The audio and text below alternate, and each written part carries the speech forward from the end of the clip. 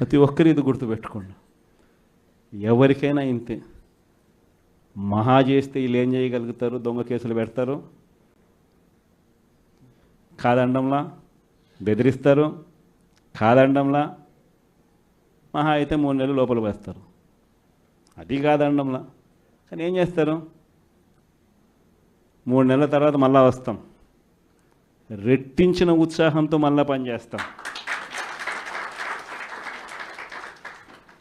ఎవరెవరైతే మిమ్మల్ని జైల్లో పెట్టే కార్యక్రమం ఎవరెవరైతే చేస్తారో, మంచి చేసిన వాళ్ళని గుర్తుపెట్టుకోండి, చెడు చేసిన వాడిని గుర్తుపెట్టుకోండి. ఇద్దరిని గుర్తుపెట్టుకోమని చెప్తాను. ఊరికే చూస్తూ ఊరుకోం. వైఎస్ఆర్ కాంగ్రెస్ పార్టీ బ్రతుకుతుంది. వైఎస్ఆర్ కాంగ్రెస్ పార్టీ ఈ రాష్ట్రాన్ని ఏలుతుంది అని కూడా ఈ సందర్భంగా చెప్తాను. మరో 30 సంవత్సరాలు ఏళ్తామని కూడా ఈ సందర్భంగా కూడా మరి గట్టిగా కూడా చెప్తాను. కాబట్టి ఎవ్వరూ కూడా వైఎస్ఆర్ కాంగ్రెస్ పార్టీకి సంబంధించిన ఏ కార్యకర్త వెంటిక కూడా పీకలేడు అని చెప్పి కూడా ఈ సందర్భంగా చెప్తాను. ఇది ప్రతి ఒక్కరూ గుర్తుపెట్టుకోండి.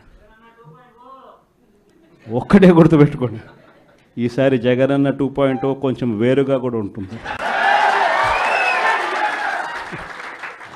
ఈసారి జగనన్న 2.0 కార్యకర్త కోసం ఎలా పనిచేస్తుందో కూడా చూపిస్తుంది.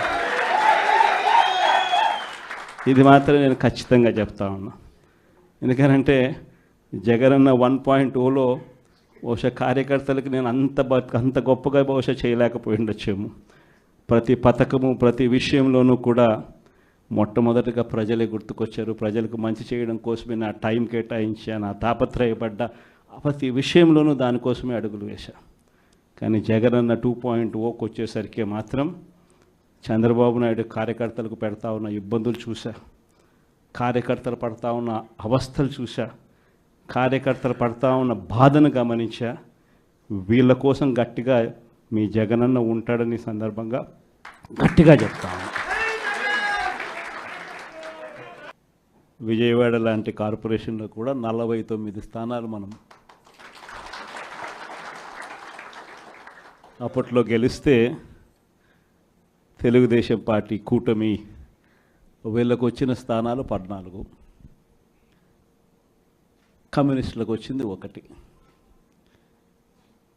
ఈ 49 స్థానాలకు మనం గెలిస్తే 64కు గాను వాళ్ళకు కేవలం 14 స్థానాలు ఉన్నప్పటికీ ఎన్నికలు అయిపోయిన తర్వాత రోజు నుంచి రకరకాల భయాలు, రకరకాల ప్రలోభాలు అదే పనిగా పెడుతూ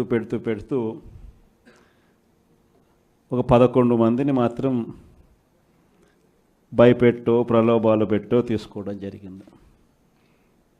అయినప్పటికీ 38 మంది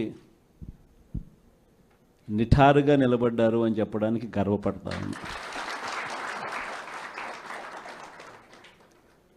ఎందుకు ఈ మాట చెప్తా ఉన్నాను అని అంటే దానికి కారణం కూడా ఒకటే.